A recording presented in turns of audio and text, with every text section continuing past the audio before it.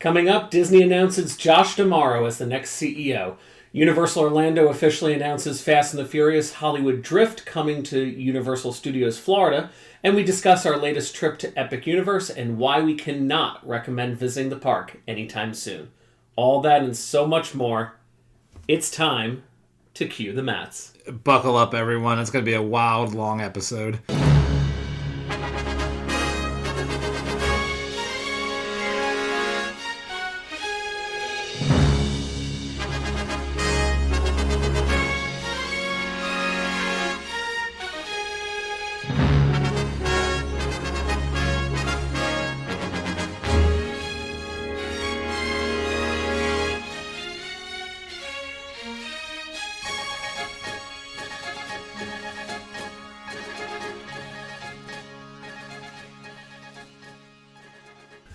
Well, hello everyone, and welcome to another episode of Cue the Mats. I am your host, Matt Dobrovolsky, joined by my lovely and talented co-host, Matt Rogers. Hi, everyone. Thank you all for joining in again.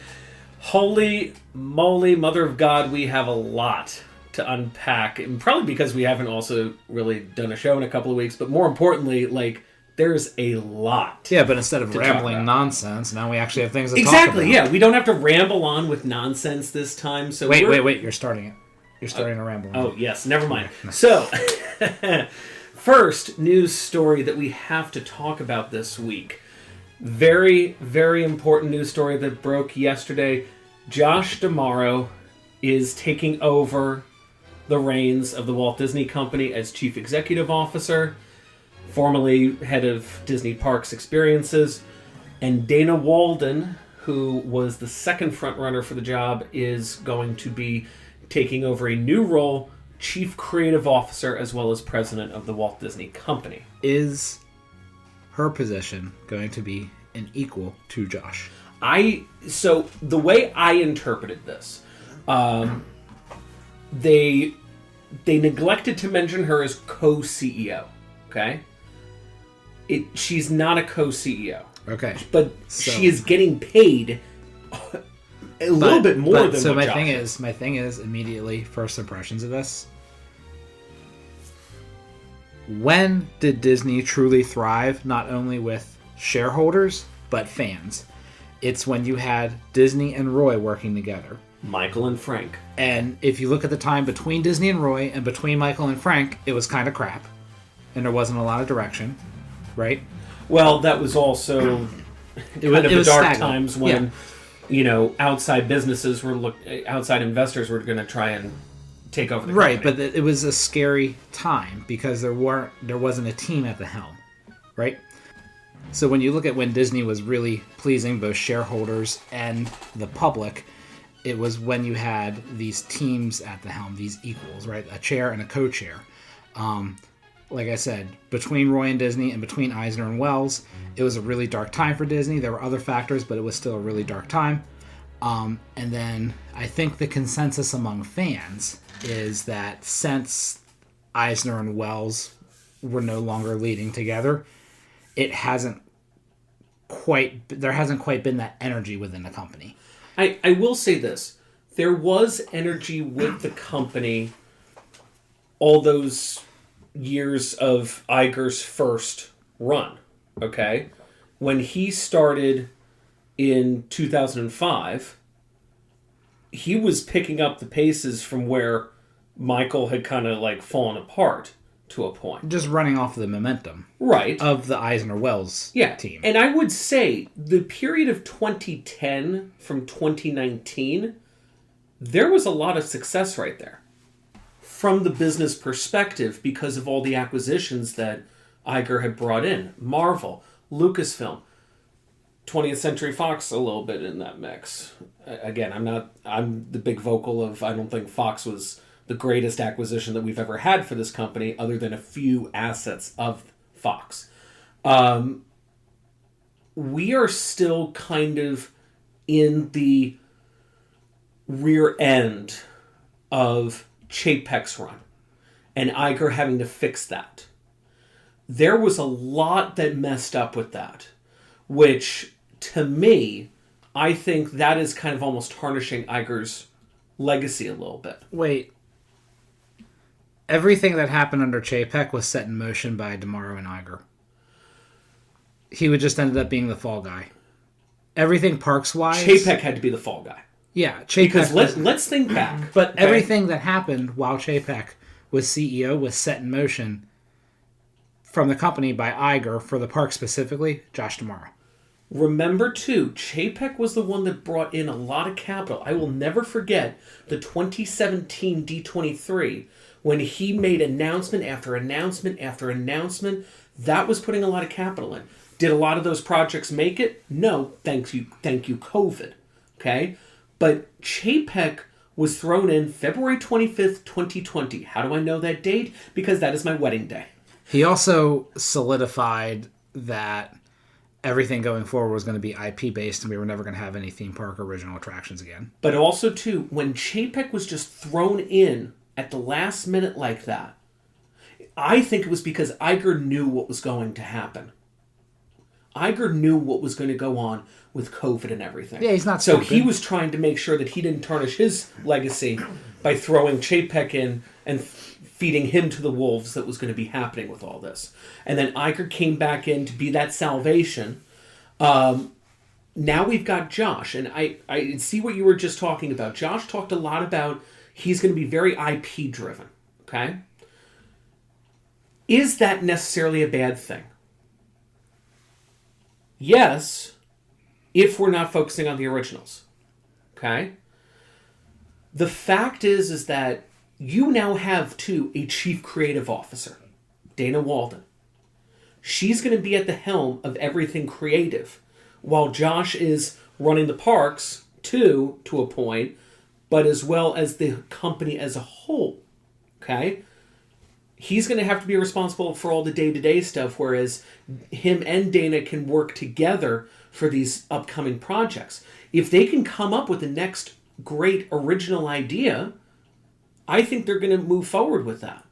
This is something that has been happening under the Iger reign as well.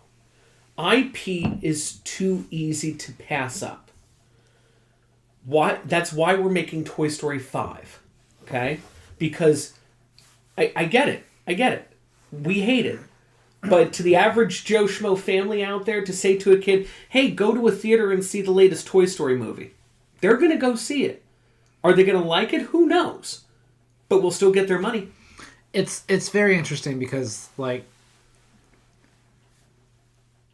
I hope domestic Disney parks, the U.S. Disney parks, get the love they need, because Disney World right now, it's struggling. There are so many things that need work at this resort. Which is why one of the things that a lot of people have been talking about with all of this is who is next in line to take over chairman of parks. I hope it is not Jeff Valle, who is the president of Walt Disney World. I don't want anybody in any leadership domestic-wise to be here. See, my thing... because they're the problem. I want Thomas Maslin. He's the head of Disneyland right now. He was also the head of Signature Experiences, so meaning Cruise Line, Adventures by Disney, Disney Vacation Club. He's a genius. He knows what he's doing. I don't want anyone in Disney World. Do I think he's doing the right thing out in Disneyland? I don't know, because I don't go out there every week. Okay? But by my understanding, he is pushing operations better out there. I mean, for gosh sake, he wasn't afraid to take Rise of the Resistance down for refurbishment out there. Granted, yes, you can easily take something like that down in Disneyland because there's so much to do in that park versus Hollywood Studios. Everest is never getting its refurb it needs. I mean, it did get a refurb, but it wasn't the refurb that it absolutely needed. And it's never going to get it in the foreseeable future. But I don't know. Anyway, we're rambling. That wraps up Josh DeMauro is our brand new CEO. This is all effective March 18th. Why March 18th? March 18th is the annual shareholders meeting. So he'll officially take over reins for there, and the board will officially elect him to a director role for the board. I wish him the best of luck. My story with Josh, I actually got to meet Josh 14 years ago at a small little event for Adventures by Disney in Hackensack, New Jersey. and he really is as genuine as they come. Okay, he really does care, and it's been very evident even all these years of him as chairman, and when he was president of Disney World and Disneyland. He was always out in the parks. He never had an entourage with him, unless it was like a really big event or something. I'll never forget, he came in randomly, I think it was like 2022 or something. He walked up and randomly came into the Lightning Lane line for Rise of the Resistance. Why didn't he wait in a standby? Because he's also Josh D'Amaro. He doesn't need to do that. Yeah. I think there was also virtual queue days too, so technically he was just like, where should I go? And we just directed him into having faith in upper management with Disney is very difficult. So by all means, please prove me wrong. Well, in the end, you know what I mean? Again, I think this is a huge advantage, and it's exactly what I wanted. It's the partnership. Josh could not run this company by himself, nor could Dana Walden. I'm glad it's the two of them. Anyway, next news story that broke couple of weeks ago is... It's all about family. Oh, God. Fast and the Furious, Hollywood Drift, why you called it that, is coming to Universal Studios Florida. The long-awaited replacement for the Rip Ride Rocket. We kind of alluded to it, that, we kind of knew about this. Did we know this stuff internally? No. We, paid attention to social media and everything. We knew that was the case. But, because I was always the one that said, why build one when you can build two at twice the price? I mean, I knew for a long time, but anyways. But it doesn't look like it's going to be the exact same track layout. No, it's going to be different. Reasons. Think more Back to the Future concept art in UK, at the UK project. Oh. Yeah. Okay. Because if you look at the foundations that are happening over on the City Walk side, it looks like there's going to be a switch track element in the spike. Cool. Like Back to the Future in the UK. Right. That did one. So, but this is opening next year, they said? Yeah, it'll open next year. They've also announced that Fast and the Furious Supercharged will be permanently closing next year. Booyah. As a result, thank God. What goes there? I don't know. It's a big building. It's a big building. You could do a lot of things. Remember that time we were at the park and I was like, Matt, that whole thing is the big building. You were like, yeah, but some of it's offices. And I'm like, no, all that building is for Fast and the Furious Supercharged. You're like, are you serious? And I was like, yeah. And you were like, what a waste. I still don't believe that. No, it is. It's all the Fast and Furious ride. It's huge and it's a waste of space. So it's a lot of unutilized space in there too. It's utilized. They just need the vertical height on the building for the screens that still aren't wonder, now that I'm looking at the poster in our studio here, what if Back to the Future could be considered? I don't know what they would do with it. I don't know how they could achieve it, but so there is a growing need for Back to the Future. My assumption, I'm trying to figure out the plays of Universal, right? So allegedly, it seems that Back to the Future is coming to the UK project. I think they already announced that, right? Okay, so because they announced that along with Lord of the Rings. The question is why, and I think part of the reason why is Back to the Future the musical has had a very good run in the UK. It's because it's still running, which is good. With the UK audience in particular, Back to the Future does very well. Okay, I don't know if that's proven stateside yet. Which is why I'm not sure if we would see a Back to the Future attraction come to Florida. I think it's been proven stateside because when the Back to the Future musical did come to New York, it was successful. However, you have to remember how Broadway shows run nowadays, is that they charge exorbitant amount of pricing for the shows. People come to a point and then they have to start discounting them because they want to try and fill the seats, and then the Broadway producers step in and say, oh crud, we're not making the amount of money that we needed. Well, mainly it's because you're taking $1 million paychecks while everyone else is living on ends meet, and then they're forced to close. I think it did run for about a year, and I think it was only really supposed to run for a year because Roger Bart, who played Doc Brown, that was when his contract was going to be up, and I don't think they wanted to try and replace him or anything. But I think it'll be interesting to see what they do with that big queue and that big building for Fast and Furious Supercharged. Yeah. But the ride itself, the Fast and Furious Hollywood Drift in Yeah, Orlando in the New York section. Why are they calling it Hollywood park? Drift? I get why they're calling it, because that's what the counterpart is in Universal Hollywood. Why is it not called Fast and the Furious Orlando Drift or Fast and the Furious New York Drift? It's such a missed opportunity. I don't know. We'll see. But I think it's going to... Do you think the coaster is going to be as intrusive to the skyline as Rip Ride Rocket was? That is a very interesting question.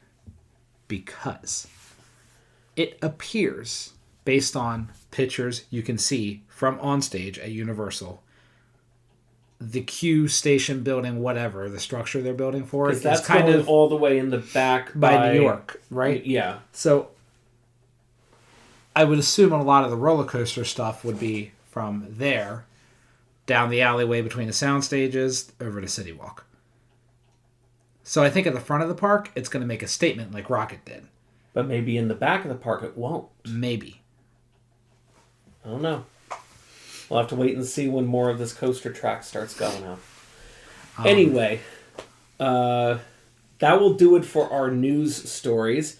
Wait, no. You forgot. What did I forget? What it's all about. Family? Family. Oh, God.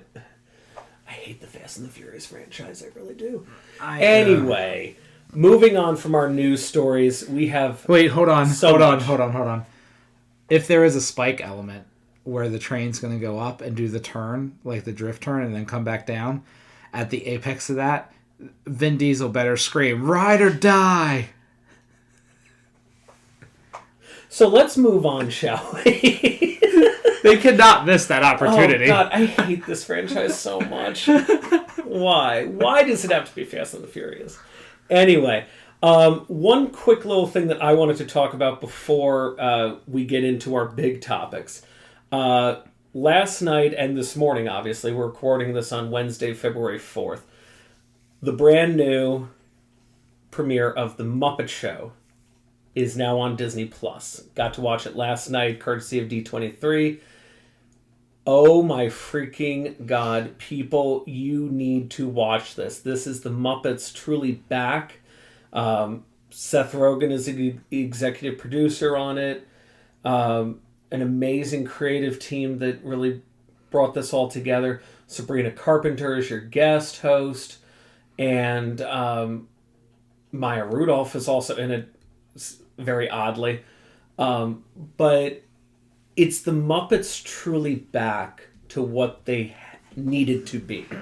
We talked about this when Muppet Vision closed, was that, that was the last bit of the true Muppets nostalgia for us. And everything that they've kind of been doing, once Disney kind of acquired the Muppets and up until now, has kind of really fallen off the radar because it's not really that great. It's not really what the Muppets truly are. This is really them back to where they needed to be.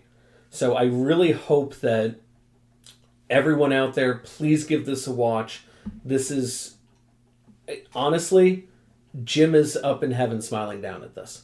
Because this is what the Muppets needed to be. And this is what we probably should have done a long, long time ago. When does Rock and Roller Coaster close? Next month.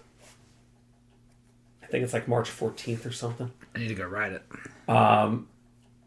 I could care less about riding it because, again, nothing's really changing with the ride itself. Yeah, but to get my last Steven Tyler, wow, scream. But now you know it's going to be Dr. Teeth going, "Oh, yeah!" That was my best Bill Barretta impression. So, I hope this opens up more doors for the Muppets. We've talked about it, how the Villains show that's right next door to Rock and Roller Coaster, how maybe one day that could just see Muppet Vision coming back. Again, while I would love that idea, I don't think it should be Muppet Vision. I think it should be a brand new Muppet attraction that allows you to be a guest in the Muppet Show. Especially after this special. Anyway, I We'll really see. hope that's a thing. We will see. So, I'll let you take the reins with the next one because Why? you went on Sunday for the final day of Dinosaur. Oh, we didn't talk about Epic. Well, we can talk about that. That's going to be a huge thing to talk about towards the end, but... Okay. That's Dinosaur. not the order that you had it I in. know. I didn't... Live recordings, Anyways, people, all right, so live recordings. Dinosaur. I was there for the last day. What a mess. What was the peak wait time it got up to? 4 hours? Yeah, 240, 260 something, I don't know. Okay, so Everyone comes out of the woodworks for these final days, people. If you want to get your final rides in, go before the final day. it's not even... I was fine with waiting whatever I needed to do that. But you realize I that. got 5 rides in on that day. You Anyways, realize that. No, the reason... The average tourist hold family on. doesn't. The reason the wait times were so screwed for this That's ride... right. Don't say it because I would need to bleep that out. Because it was so bad because the park was not in a very good state. So this was the day of the 2026 Florida Freeze.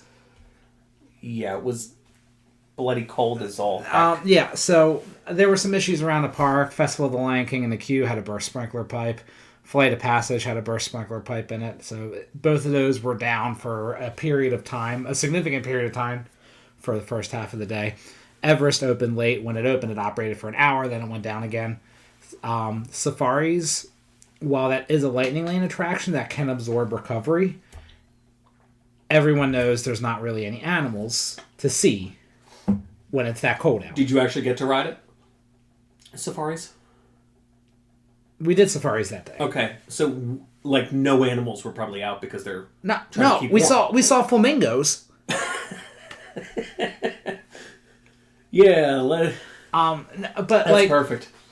all right, so a lot of people know not to go on safaris. So the only other attraction that can absorb lightning lane recovery that people will go on is Dinosaur. okay. And now that ride's closed. So you can kind of see the problem that this park is already having, and that ride wasn't even closed yet. Also, Dinosaur, I'll say it because it doesn't matter now. They were not running at full capacity on the last day. Which... They need to get that fixed before Indy. Because we're going to run into another Tiana situation. It's wild. The ride's going to be breaking down every 5 seconds. And nothing's changing. No, nothing is changing with the ride. I promise you. Oh, no, that I ride know. is going to evac every day. Well, That ride is going to be evacing every day, just like Dinosaur did. And they did on the last day. They had, it's a typical issue where the ride vehicles are very complicated. They're old. They're the original ride vehicles, and when one has a problem, it takes down the ride. They got to remove that vehicle. Typically, it's not a reset and go, and that's why they have to evac and dump the building. It's a mess, and it was on the last day. But that being said, the ride was in decent shape for the last day. Things were working. It looked all right. it's good. And it was a good experience, and it was a good vibes. It was very good vibes, and it was nice to be there. That's where my wife and I met. It's where I proposed. So it was a good time. I from what I saw with social media, it seemed like the energy was there, which is what any final day of an attraction needs. It needs the people to be there, to be having fun and enjoying themselves, not worrying about the fact that it is a 4-hour wait. But I did appreciate the fact that on Monday, so the day after its closure, they did open Dinosaur. They kept it open for most of the day for Animal Kingdom cast members. And Dr. Seeker himself, Wallace Langford, was there as Dr. Seeker. I think that was really cool. I mean, I know why they didn't obviously bring him in on that Sunday. Would have been a zoo. Yeah. He was at Epcot. Yes, I mean, he's been here all week, I think. But that was kind of cool that they got him to come in and say one goodbye to his attraction. Along with all the cast members. I do want to talk about Dak real quick, though. Just the state of that park at the moment. It's really, really bad. Now that they don't have Dinosaur, the only the only attractions that can absorb lightning lane recoveries if another attraction goes down is Everest, Cali, Safaris. I don't think Navi River Journey. Oh, no, absolutely. You mean Navi River Journey, the thing that barely does 1,000 people an hour? Yeah, not that one. Yeah, no. So if any of those it's not a very good scenario. There's not a lot to do in that park, attractions-wise. There's the animal exhibits, and yes, I understand that, but that's not why people go there, and Disney has done that to themselves by marketing it as not a zoo. Right. And then, yesterday, they finally gave details on Bluey coming to Animal Kingdom. And now they're going to have to close Conservation Station. Well, I understand closing Conservation Station. Can they not operate the train in circles for something to do? But how many people are going to want to do that? It's something to do in a park that has 6 attractions. No, that's very true. But, how many would you rather have than those people Focus can't... hold on. Here's the scenario. Both attractions in Pandora's down. Folk just had to cancel shows. It's a busy day in the park. Everything else has a long line. While we wait for something to come up, what do? Go ride the train. No. This park is going to be a struggle. Something to do. Especially with the fact that they are still charging full price admission. What are they doing? This is just... Because I took a look on Monday. Okay? Monday, this was the first day that Dinosaur had been closed. Now, granted, Dinosaur is one attraction, right? But it's the whole land itself that is now closed off fully. Okay? This is an entire section of the park. How much do you think they were charging for a one-day ticket for Animal Kingdom on Monday? It's $130, isn't it? Oh, my friend, you are so wrong. What? With tax, it was $190. Are you out of your mind? It's ridiculous. They It's $190, and then if you wanted lightning lanes on top of that, I think it was like $17. So at least lightning lanes are decreasing in make price. a statement. Do something about this Animal Kingdom problem right now. Animal Kingdom, in my opinion, right now. Now, this is also the firm belief of capitalism. If people keep coming, they're not going to make any changes that we see fit. No, but they're going to be giving out recovery, I guess, relations. They're going to be, people are going to go there and be like, okay, I spent an entire day here. I just did everything by 11 o'clock. And now it's like, cool, what can I do now with my money? Upgrade to a park hopper. Honestly, I think the smart idea that ops could do right now is if you buy this only really truly works if it's a single day ticket, or if you have a multi-day ticket that does not have park hopper to it. Okay, figure out a way that if you bought a single day ticket to Animal Kingdom, or you're coming into Animal Kingdom on one of your days that you don't have a park hopper, give the people a park hopper ticket. It's needed. So here's my idea for Animal Kingdom that I've really been thinking about over the past week that I think would have made this a little bit better. Okay? Go with me on a journey, if you will. Oh, boy. So, Animal Kingdom desperately needs expansion. Not replacement, expansion. 100% yes. As I stated before, I don't think it belongs in Animal Kingdom for various reasons, but I would have settled for having the Zootopia land in Shanghai over here in Animal Kingdom as an expansion. As far as Encanto goes, I don't think it really belongs in Animal Kingdom, but if it's going to be somewhere and you're going to put it in Animal Kingdom, okay. Here's what I would have done. Keep Dinoland intact as Dinoland. Give Dinosaur the show upgrade it deserves, right? Put something dino related where Primeval World was. What do you think, Matt? Do that. But you need Encanto still, right? So what I would say is for Encanto, if you really look at Discovery Island, the architecture can pass for Central America. It does. But where would Encanto go? Are you talking about the Tree of Life? No. Okay. So, you know me, I'm very into Google Maps and taking measurements. I know you are. Close Pizza Safari. Okay? Because it's the least desirable dining location in the park. Not the pizza. Just go with me here. Close Pizza Safari. Close Tiffin's. Demolish that building. Demolish Creature Comforts. This leaves you with a significant plot of land. Just a little bit smaller than a Dinosaur building, but bigger than a Ratatouille building. Go with me here, okay?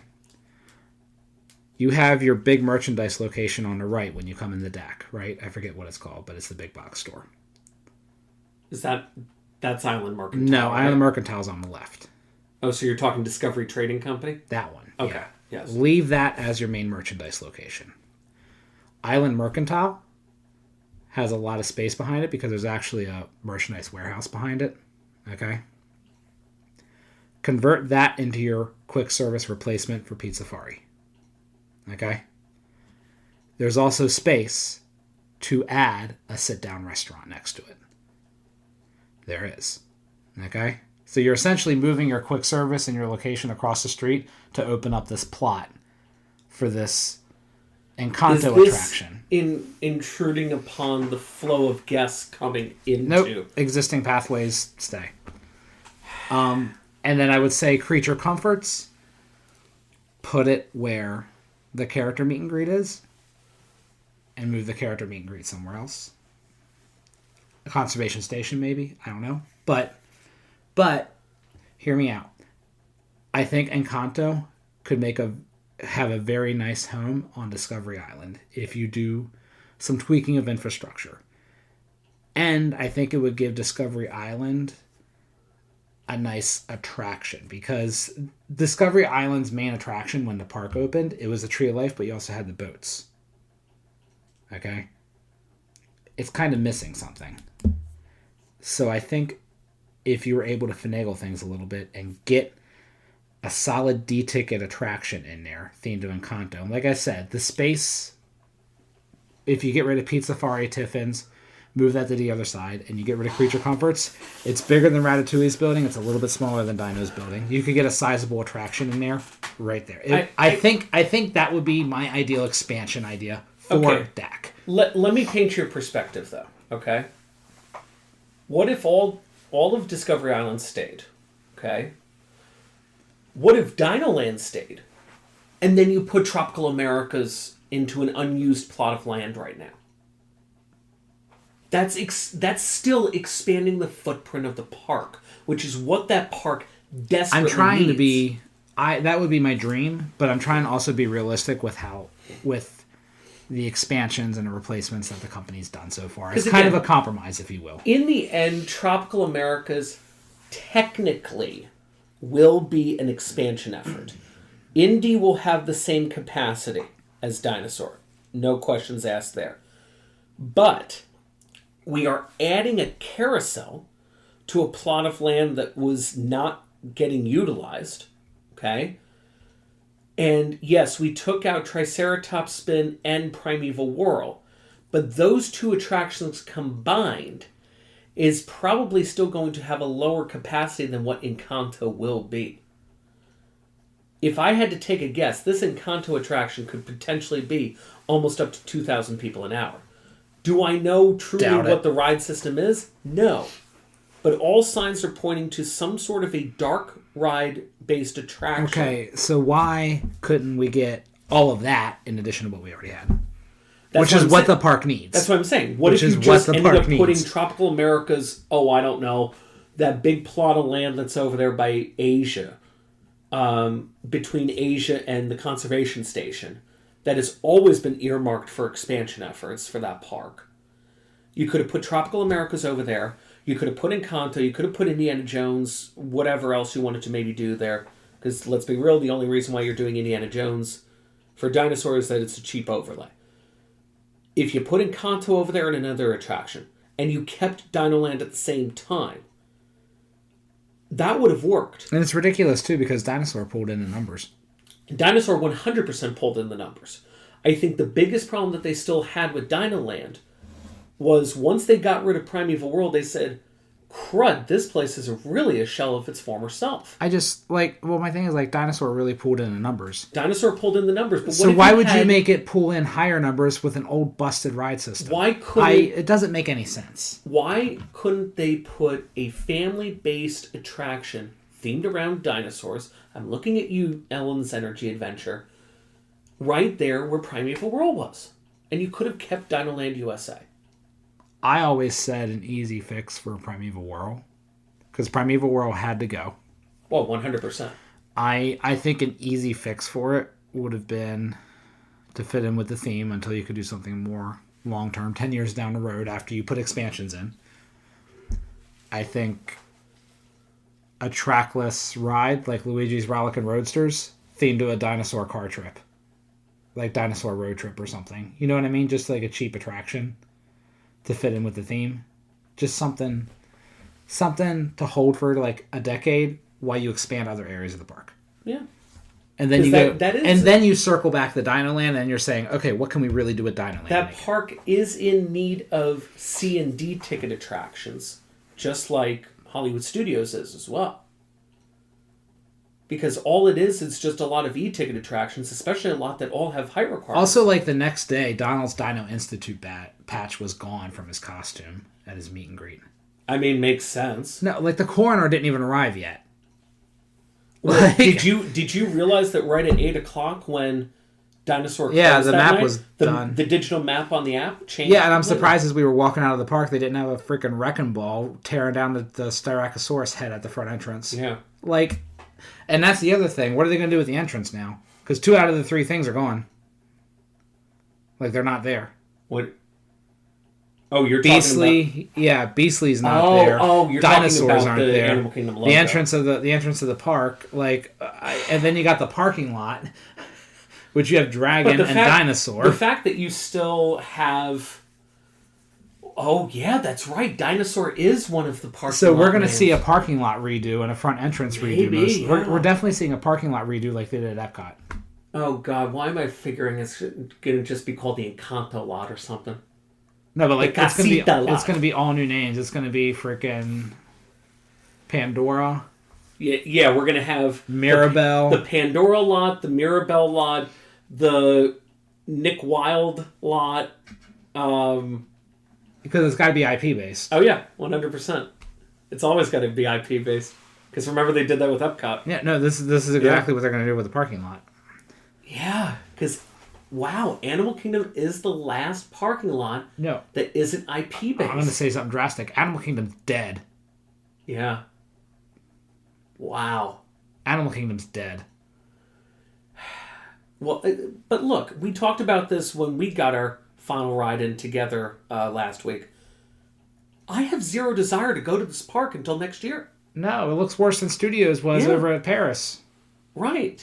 It looks worse than Hollywood Studios did back in 2016 and 2017 and 2018 when they were still building Galaxy's Edge and Toy Story.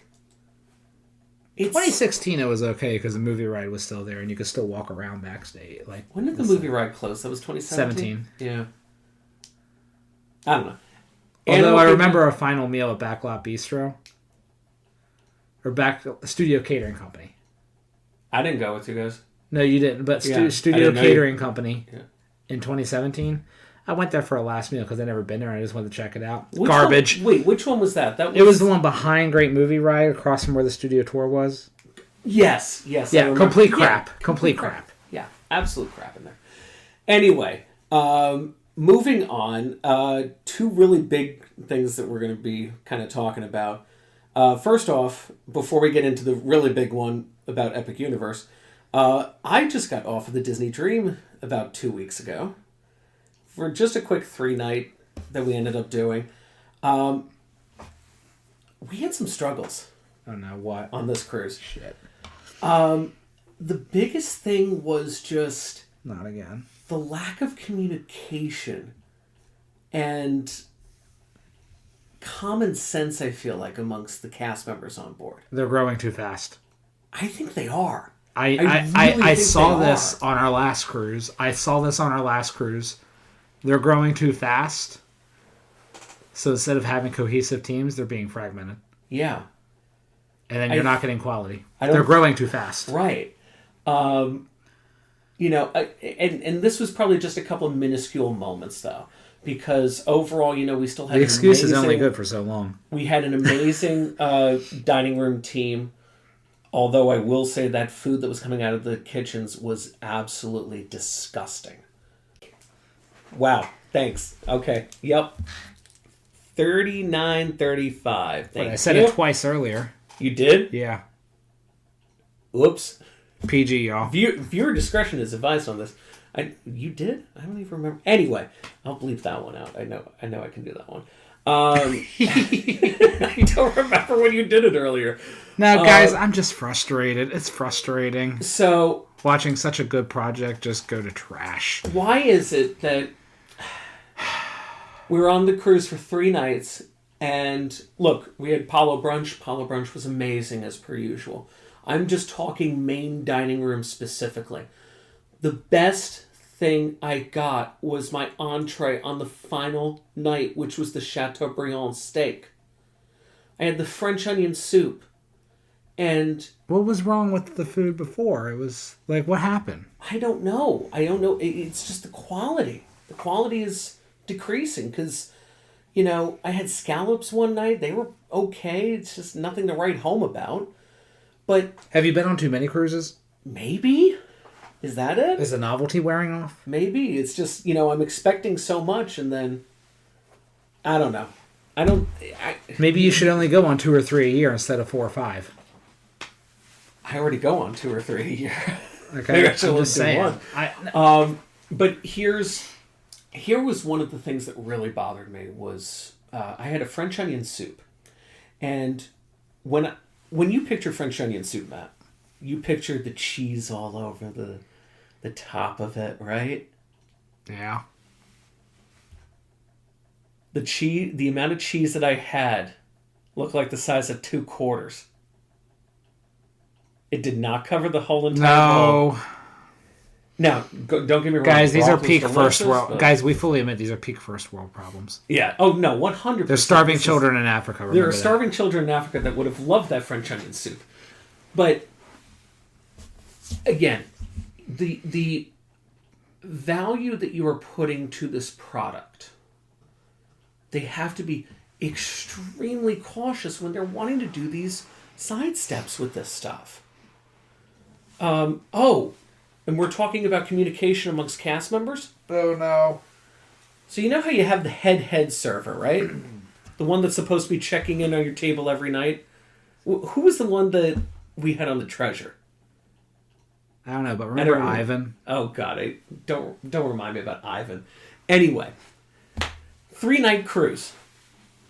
When do you think I got to see our head server? First night, 10 minutes in. 3rd night, after we got our desserts, just to remind us that we had breakfast the next morning back in Royal Palace. And did you tip this person? I really shouldn't have.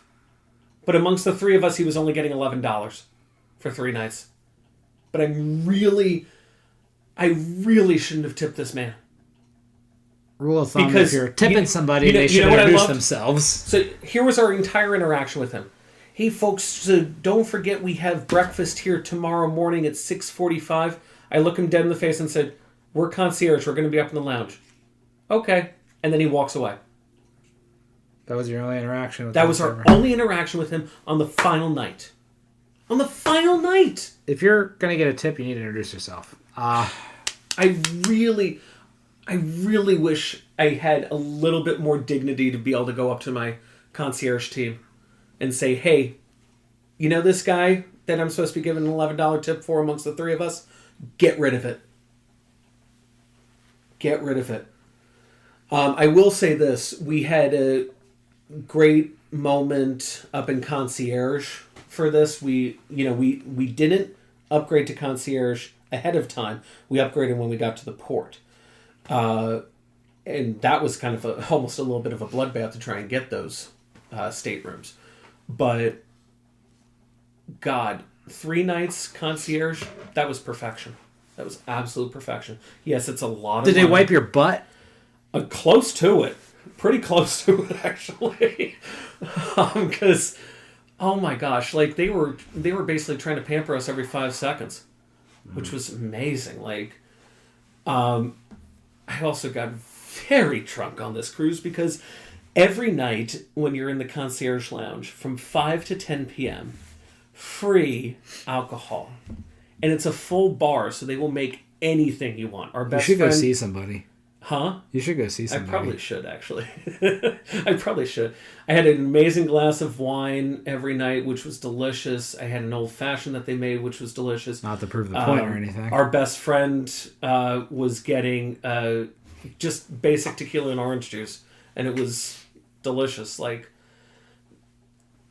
being able to get all of that complimentary every night. Oh, it's not complimentary. Oh, no, it's not complimentary because I was paying for that with the upgrade. Also, too, 40 minutes before the Walt Disney Theater shows, we met with our concierge team up in the lounge. They took us backstage down a service elevator right into the Walt Disney Theater, and we were in the theater before anyone else. We had front row seats every single night. And then they wiped your butt. Basically, yeah. They gave us free popcorn with that, too. And, also, too, by the way, skipped Beauty and the Beast, which was another smart decision. Guys, if you're going on a Disney cruise anytime soon, if you're on the Dream or the Treasure, Beauty and the Beast, please skip it. It is so bad. It is so, so bad. I know I'm going to get some hate mail for that, but you know what? It needs work. It needs so much work. I've seen it. Especially if you've seen the Broadway musical. The Broadway musical is a million times better than this garbage. And it's not the cast. It's no, it is 100% not the cast. It's the technical execution. It is the technical, it is the production, it is the direction of everything, it is the writing. It is not the cast members that put on that show. They are fantastic. I'm very excited in a couple of months when we all go on the Destiny to see Hercules. Because if it's anything like Hercule, when we saw Moana in October, if that's any indication of what Hercules is going to be, sign me up. Is Beauty and the Beast going to be on that one? No, thank God. It's Seize the Adventure, which, that's on every Wish Class ship now. Hercules and Frozen. I don't think did you see Frozen? Yeah. Yeah, you were on the Fantasy. Yeah, I saw that. Yeah. Wow. Anyway, wonderful. We did have a wonderful cruise, though. It was a very nice weekend getaway. But there were some struggles on board. And I would just say to anyone going on a cruise, especially outside of the Wish Class, maybe even the Wish Class too, to a point, temper your expectations, especially if you've been on a Disney cruise before.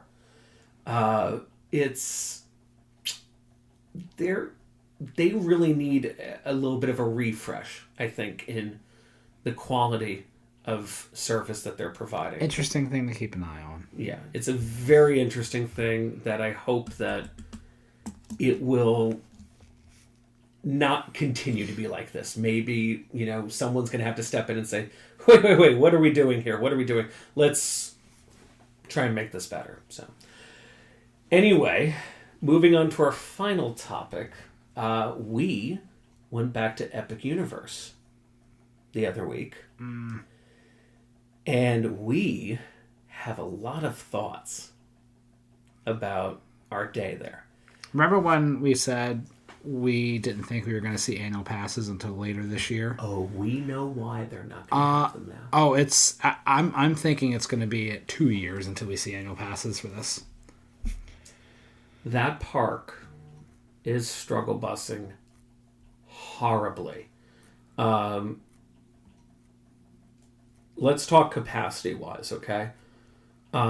Monsters doing fantastic as per usual. Monsters is the hero. Monsters of that really park is the hero. Because they were posting 40. The entire covered outdoor portion of the queue. Yeah, we didn't wait 40. Was full. It was 25. You did count it? It was 25? Oh, it was 25 minutes, and it was a constant moving. Like, Monsters Unchained is the hero of that park. Right. Mario Kart wasn't that bad. It was posting pretty high with those numbers. But just the loading, they're taking their sweet time loading people in. It's not a very good... It's not even that it's a bad load setup. One, it really needs to be a locker ride, and it's not. Yes. Two, And what do we mean by that? We mean, people are getting in there. They're taking time to put their bags on the floor. They're taking time to get themselves situated. It takes time. Instead of sitting down, pulling down on the lap bar, the team members can check, and then they can dispatch. It needs to be a locker ride. And then also, the vehicles just don't seat that many people, and they dispatch. They're on very short intervals, but it's just not quite where it needs to be for that kind of attraction. Right. Because basically that is supposed to be the flagship attraction in Nintendo. Well, no, it ended up being Donkey Kong, which is another nightmare in itself. Okay. Donkey Kong. I don't think I saw that attraction go under 2.5 hours. Well, we know why. When you get up there, you can see all the vehicles that are missing. Right. Then also... I think we counted. They were only running 11 or 12... No, it was even less than that. Maybe like 8 or 9 vehicles. And then a lot of vehicles... They weren't sitting people in the front They had a row out of service. Yeah. So, we're already talking about this attraction that if they were running at full capacity, okay, they're supposed to be doing just a tad bit under 1,000 an hour, okay? You've got this attraction right now that is barely at half capacity, I would say. It's running about half, I would say. I think it's less than half. With the amount of vehicles that they don't have, with the amount of front rows that they're not loading. Oh, we gotta talk about things later. Off record. Off record. But, I mean, for God's sake, I remember we got up to the merge point where the standby and the express come together. And we still waited like 20 minutes right there. It's horrible. It's kind of... So, like, Epic Universe is a very pretty park. And when you get on a ride, it's really cool. Unfortunately, the really good experience you have on a ride is countered by, like, 1 or 2 frustrating things that happen elsewhere in between. So, like, Cirque Canoe. Oh, boy. Here we go. We saw Cirque Canoe, which is a really, really cool show. And I love that show. And it's very clear in the setup of the show, it is designed to be a continuous cycling show. What do I mean? Well, like Terminator, when it opened, it had like an 8-minute pre-show and a 12-minute main show. Right. So it was designed... Because when the main show ended, wasn't the next pre-show usually starting? It was about halfway through. Oh, okay. Oh, even sooner. Okay. Yeah. Gotcha. So basically, it would give like a 2 or 3 minute turnaround in between the exit cycle and when the load cycle would happen on Terminator. But Terminator was meant so as the main show was going, you get to a certain point in the main show, you can start the pre-show, and it was a continuous flow. Okay, right. So Cirque Canoe and Poseidon's Fury was made like that too. Oh, Poseidon's Fury was 100% right. like that. And so Cirque Canoe appears to have been that way as well, because it has a pre-show that's about 8 minutes long and a main show that's about 15 minutes long, I would say. Okay? The issue is, so like in Terminator, for example, when you come out of the pre-show room, there's 4 sets of doors coming out of the pre-show room. And Terminator is now born, so it's that venue. Right. Okay? And you have the entire wide aisle to go down and select your seat in your row. Okay? Cirque Canoe, it sends you to a choke point in the 2 narrow doors from the pre-show to the theater. And then it kind of opens back up again, but then you're blocked by rows of seats that you have to go around to get into your rows. And then to exit, you can't just go through to the exit side if you're in the back couple rows, because the tech booth is right there. You have to go back out to the entrance side, and it's a crowd flow nightmare. And my question is, and when I say frustrating things, it's like the show's really cool, but then you're met with this frustration. It's like, okay, they had venues designed very well that didn't have this problem. Why didn't they just build it again? Do you think they were kind of constrained because this shares the same building as Ministry of Magic? Do you think they were constrained with what they had to work with? No, because the whole park was built from scratch. Well, yes, the whole park was built from scratch. But that doesn't matter. But do you think they were considering all that crowd flow stuff when they were designing the blueprint for Ministry of Magic? You don't have a choice. You have to. Because when they were designing Ministry of Magic, they said, we've got this small sliver of space right here. What can we do? Oh, well, let's do this little circus show. I think that could work. It was all designed at the same time. It was all a blank slate at the same time. No, it 100% so was. there really isn't an excuse. And I also think, to this point as well, Le Cirque Arcanu is a great show. Do not get me wrong. Okay? But it's pulling numbers that it really can't handle because there isn't that much to do in this park. This was supposed to be basically a filler attraction. Okay? Yeah, it's filler like Terminator was, a continuously loading show. Right. But at the same time, if there were more things to do at Epic Universe, would we still see the demand for this show that we do right now? Yeah, because I think Epic Universe would actually be at full capacity. And it's not. And that's still a crazy thing to realize, is that this park isn't at full capacity. And it's like, good Lord, what is this park supposed to be? So it's scary because, like, when we're walking around the park, it's not that busy, but there's 3-hour waits for things. Right. And it's like, it's interesting because industrial engineers literally run numbers on everything. Crowd flow, efficiency, right? And I find it interesting that they didn't open this park with a project getting ready to open in 26 or 27 at this park. Right. Because in terms of capacity and limiting the capacity and then getting the capacity to allow pass holders in and such, there is nothing that's going to change that until something else opens in this park. Correct. Which is why another thing that I keep saying is that, honestly, they need to be selling tickets out quicker. And like 20... And they need to start telling people, sorry guys, we're sold out. Like, you realize in 2028 is the earliest that this problem gets any better.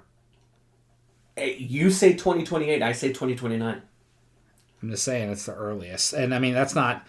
I don't think that's an opinion. That's just looking at the situation because we know, again, we've talked about it on the podcast, we know the next expansion is Potter, which it desperately needs that because Ministry of Magic is still pulling 4-hour waits. They still haven't even started the foundation work for this thing yet. I don't see this thing coming to light. My issue is like... And I worry, too. I worry that they're rushing this. I worry that they're rushing this because they realize how much they need expansion efforts at Epic.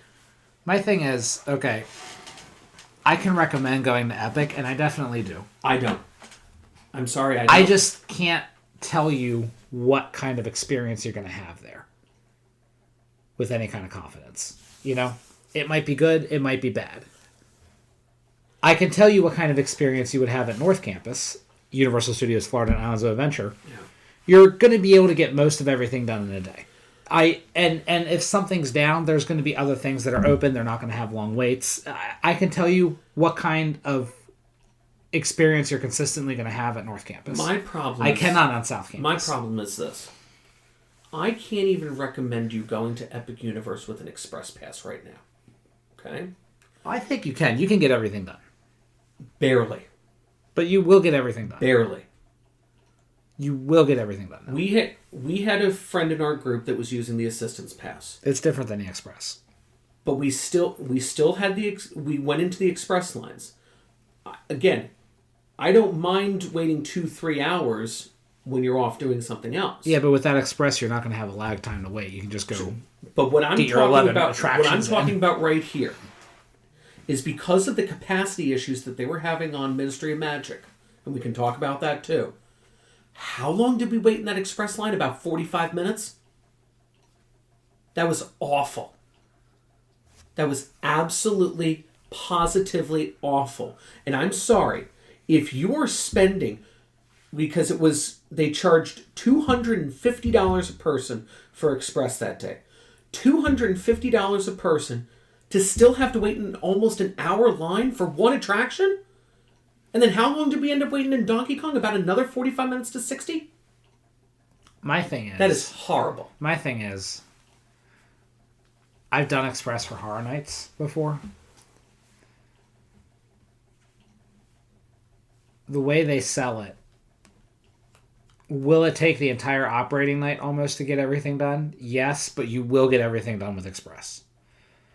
And looking at the situation at Epic, I can say the same for Epic. If you pay for Express at Epic, you will get everything done in a day at Epic. If you do not have Express at Epic, you're probably not getting everything done, or it's going to be very difficult to. It's just to charge that much money. You're going to get everything done. Barely. But you're going to get everything done, and that's what you're paying for with Express. You're paying for a pass to be able to make sure you get everything done. I think, to me, I think the biggest problem that Universal has right now with Epic Universe is because of the capacity issues that they're having, they're letting way too many people into this park. They're not, though. I think they are. Because we were talking, about Battle at the Ministry, okay? Why did it take 45 minutes almost in that express line? We'll tell you. They had no vehicles out on that track. When we would go up to the load area.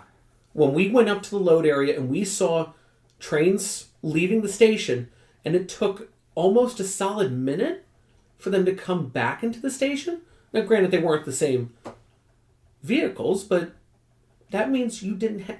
You're running at maybe like 8 vehicles when they're supposed to be running at 16? I don't know numbers. I don't know the numbers either. But it's not a good look when you're waiting a long time and then you don't see vehicles on the platform. When we've done it Ministry before, okay, granted, the line's been just as long, but it was moving. It was always moving because you have so many vehicles out.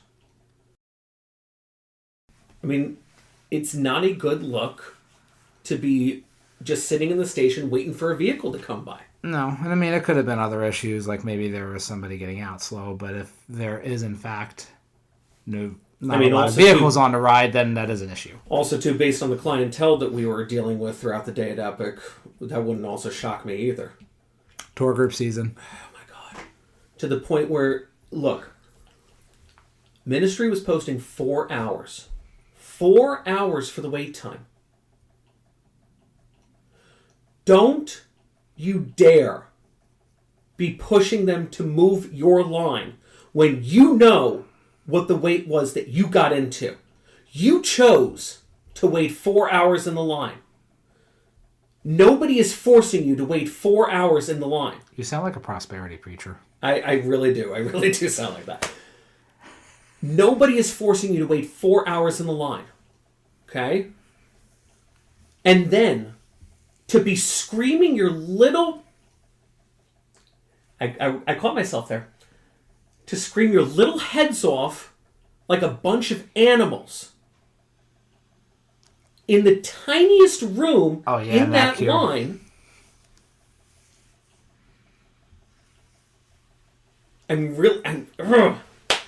My jersey is wanting to come out here. Joyzy. What is that? How dare... It's my Roomba going off for the 3rd time now. I got to figure out what's going on with that. It senses a dirty floor. It already went through the entire floor twice now, so I don't know why it needs to go through again. Anyway.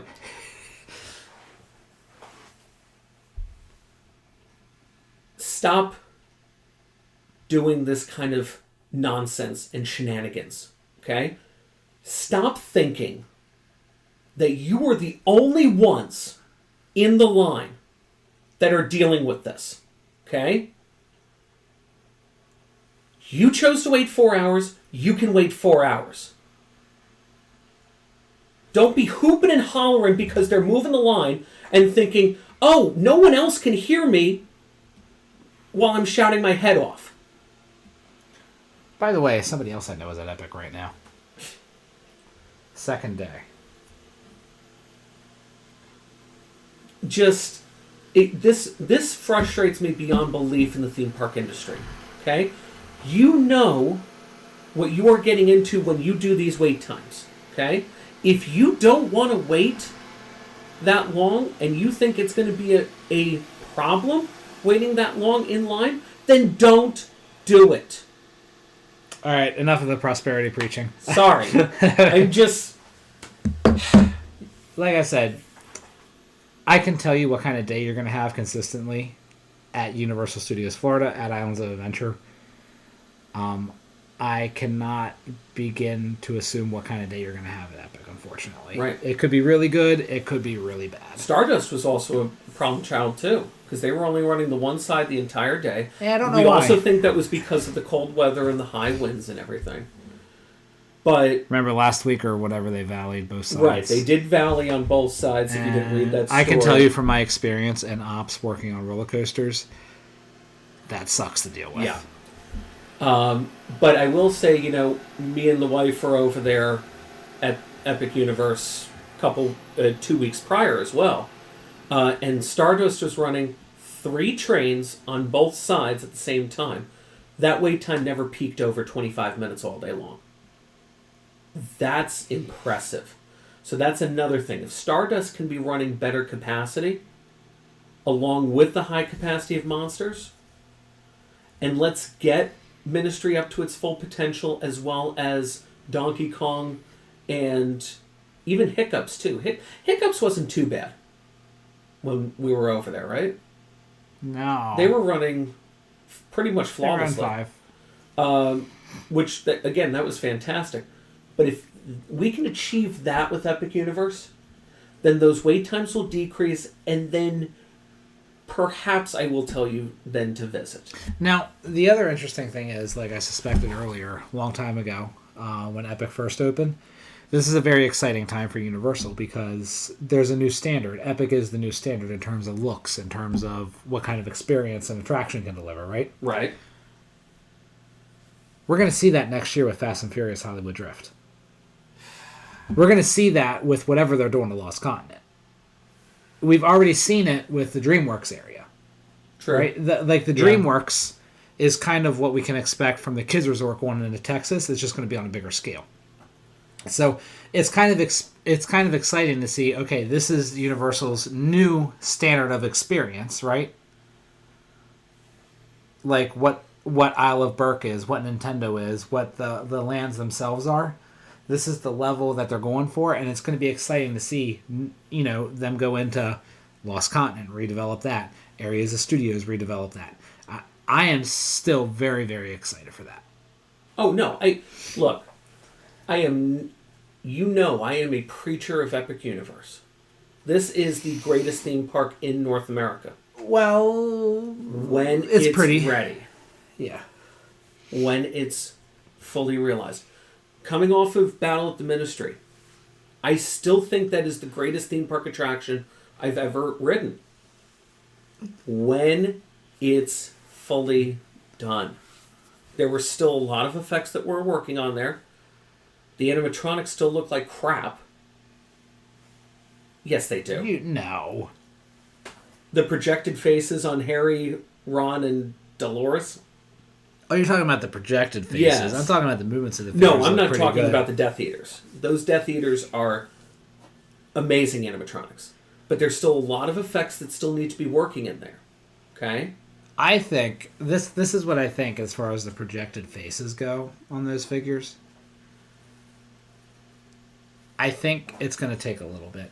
As Universal opens up a few more attractions in the future that use that technology and it gets a little bit better, we'll see them go back and work on it. We may see them go back and work on it. I think they would even do it right now if there weren't so many other issues that bigger they need fish to be working to out fry on that ride. I went to Farts yesterday, by the way. We can talk about that. Farts? Yeah. Festival of the Arts. Festival of the Arts. I forgot. I went to Festival of the Arts yesterday. All of Tony Baxter's work is sold out. Well, I'm sorry, we're moving on to farts right now. Yeah, yes. Remember how an hour and 9 minutes ago we weren't going to be trying to ramble? No, but I need to talk about this. I spent all day at Farts. I had the sushi donut, as per usual. I had the brie bowl in France, as per usual. What else did I have? Oh God, there was some other food item. Matt, what is it? What did I have? I don't know what you had. Oh, I wasn't with you I at had that. General Tso's Shumai. Gesundheit? General So. Yeah, I know. Shumai. I know that General So. They have Shumai in They have China. Shumai? Yeah, Okay. I got that. That's what I got.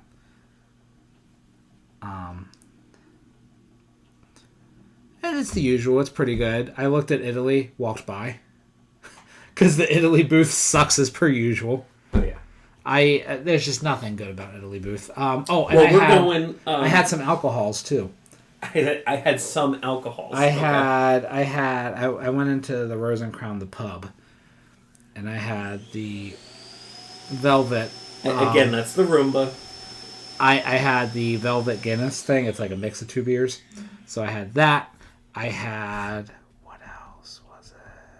I had Tipsy Ducks in Love, which isn't a special. I'm an alcoholic. Which isn't special. And there was one other thing. Oh, I had a margarita, strawberry margarita. So not festival specific, but still a good time. Walked around Epcot a few times. We did Cosmic Rewind. Operation was garbage. Pre-show was in B mode. Ugh. Which is really dumb. We're also going to be going back together to Epcot in 2 weeks for the Broadway concert. Oh, I did. We did That's the the Mexico wives. boat ride. We did Living with the Land. We did Nemo. We did a Turtle Talk with Crush. That sounds ecstatic. And classic Epcot things. They're very nice. Oh, Turtle Talk was funny because the kids say the darndest things. This kid was like, the kid asked Crush, "Why do you talk so dumb?"